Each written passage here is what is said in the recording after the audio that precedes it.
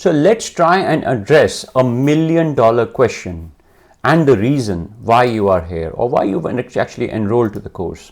And the question is, what is MCP, or a Model Context Protocol? Let's take a look. So MCP is an open protocol.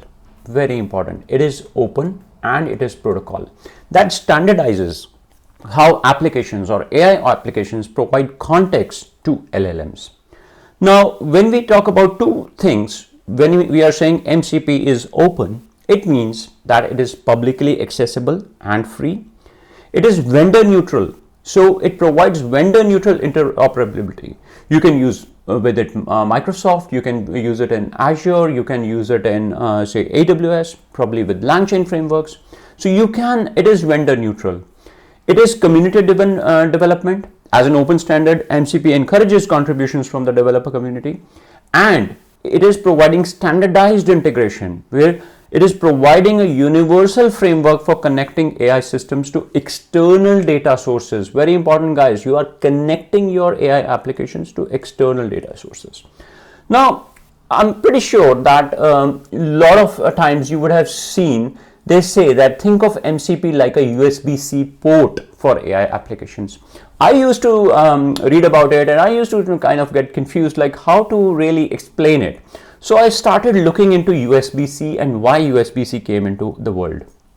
So initially we had different types of cables. If you see, we had type A cable, B, then we had C, then we had lightning, or the cable that Apple used to give for their iPhones, right?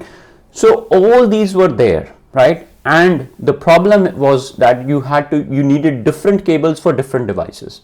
Then came a concept of USB-C. Now, the beauty of USB-C was that you just needed one cable and you could attach that cable to a plethora of devices. That is what the beauty of USB-C. Now they are saying, think of MCP like a USB-C port for AI applications. So let's try and understand that part. Now, if you actually try and take a look at this figure, what it is showing is the world without MCP. So the world without MCP would be the world with APIs, right? So you would have different APIs. You have a Google API, Google Mail API, then you have the Calendars API, you have Slack, all these different APIs. And just imagine that when your developer is coding, and here what it is showing is that every API is having a different key, right? So you just think like it is having a different plug and a charger for every single device. So if you see, each service like Slack, Gmail has its own lock and key, like its own authentication, format, different quirks that you have to work on. So just think about a developer who would have to code and create so many integrations with all these third-party APIs. This was becoming a challenge with running AI applications with APIs. You could still do it, right? But it was becoming a challenge because the developer had to code in a lot of stuff, just like how I showed the cable example. Now, what does MCP do here? Now, what we are doing here is how we are explaining this analogy is that we are saying just consider your laptop like a model, right? So your laptop is like a model. So think of it as a large language model, and your MCP, this guy, is now your USB-C, right? So now this guy becomes your USB-C, call it a dongle, adapter, whatever you want to call it, right? And in this, you can plug in all these MCP servers. So what will happen, like every vendor, like Gmail, say Slack, WhatsApp, they had their own set of APIs. Now they are providing their own set of MCP servers. And all you need to do is you just need to bring your MCP server and plug into this adapter. And then your AI application can talk to it. So that is what we are trying to explain here. So top, if you see, the model is a laptop plugging into the MCP, and you're plugging different MCP servers into it. And these servers translates the model's generic request into specific API calls, which are needed to interact with the external tools.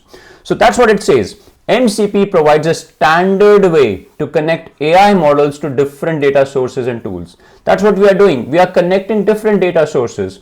You could connect to databases as well. You could connect to third-party APIs as well. And yes, this was an open standard which was developed by Anthropic. Don't worry, we'll take a look at in more details in that. Now, why MCP came?